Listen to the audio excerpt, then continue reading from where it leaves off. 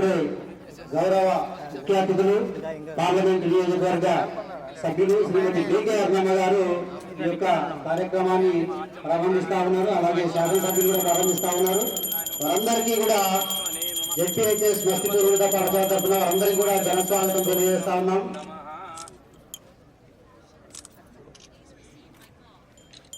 ఈ పాఠశాల నిర్మాణంలో సహకరించినటువంటి పాఠశాల ప్రారంభోత్సవం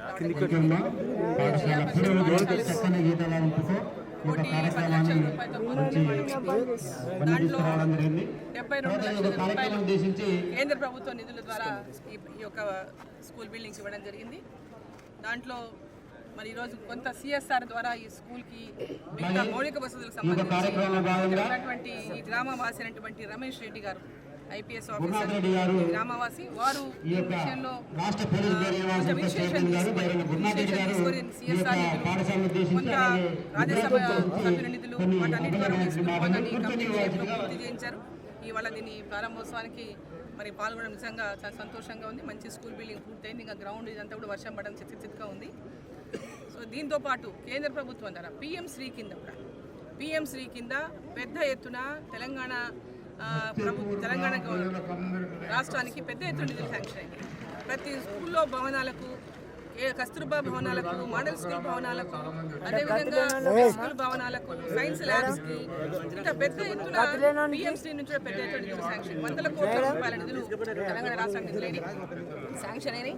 అదే మహబూబ్నగర్ ఉమ్మడి జిల్లా కూడా 100 కోట్ల నిధులు, తెలంగాణ రాష్ట్రానికి 100 కోట్ల రూపాయల నిధులు ఈ యొక్క పిఎంసీ యొక్క పథకం ద్వారా స్కూళ్ళకు శాంక్షన్ ఇచ్చి బిల్డింగ్లు ఈరోజు కొన్ని ఆల్రెడీ కన్స్ట్రక్షన్లో ఉన్నాయి, కొన్ని ఈరోజు ప్రారంభ దశలో ఉన్నాయి, కొన్ని పూర్తయినాయి.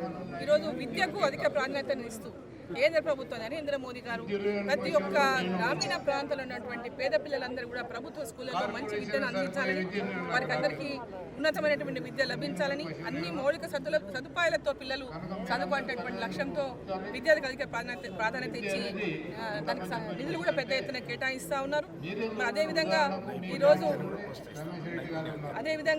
ఈరోజు స్కిల్ డెవలప్మెంట్ పట్ల కూడా ఈరోజు అంటే 10th అయిపోయిన పిల్లలు, ఇంటర్మీడియట్ అయిపోయిన పిల్లలు, చదువులు మధ్యలో మానేసిన పిల్లలు గతంలో అటువంటి వారు ఎలా స్కిల్ డెవలప్మెంట్ ఇక్కడ ఎలాంటి ఉపాధి ఉద్యోగ అవకాశాలు లేకున్నటువంటి పిల్లలకు కూడా పెద్ద ఎత్తున స్కిల్ డెవలప్మెంట్ కూడా ఈరోజు ట్రైనింగ్స్ ఇప్పించి వాళ్ళకి ఉపాధి ఉద్యోగాల అవకాశాలు కాకుండా వాళ్ళకి స్వతహాగా